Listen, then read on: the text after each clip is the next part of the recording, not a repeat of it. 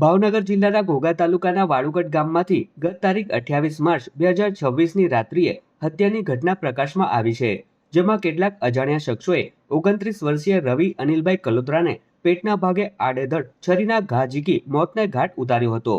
યુવક પર અચાનક તૂટી પડેલા હુમલાખોરોએ પેટના ભાગે ઉપરા છાપરી ઘા માર્યા હતા, જેના કારણે ગંભીર રીતે ઈજાગ્રસ્ત યુવકનું હોસ્પિટલ પહોંચતા પહેલા જ મોત નીપજ્યું હતું.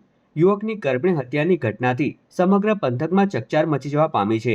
જોકે જાહેરમાં મારામારી અને ત્યારબાદ હત્યાની સંપૂર્ણ ઘટના ત્યાંથી પસાર થઈ રહેલા એક કાર ચાલકે પોતાના મોબાઈલ કેમેરામાં કેદ કરી લીધી હતી. તો બીજી તરફ બનાવની જાણ થતાં જ એએસપી ડીવાયએસપી વર્તેજ પોલીસ મથકના પીઆઈ સહિતનો પોલીસ કાફલો તાત્કાલિક ઘટના સ્થળે દોડી આવ્યો હતો.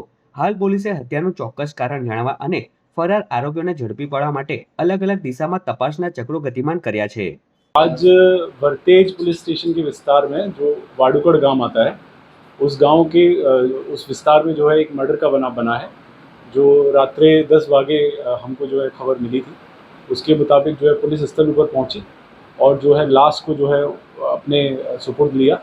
अभी અત્યારે जो है ઇન્ક્વેસ્ટની કામગીરી ચાલુ છે, પછી તજવીજ ચાલુ છે.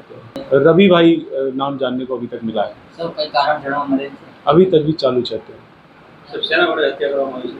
अभी तपास चालू है. वाडुगढ़ गांव के विस्तार में जो है चौक आता है, उस चौक के जो है हत्या हुई है.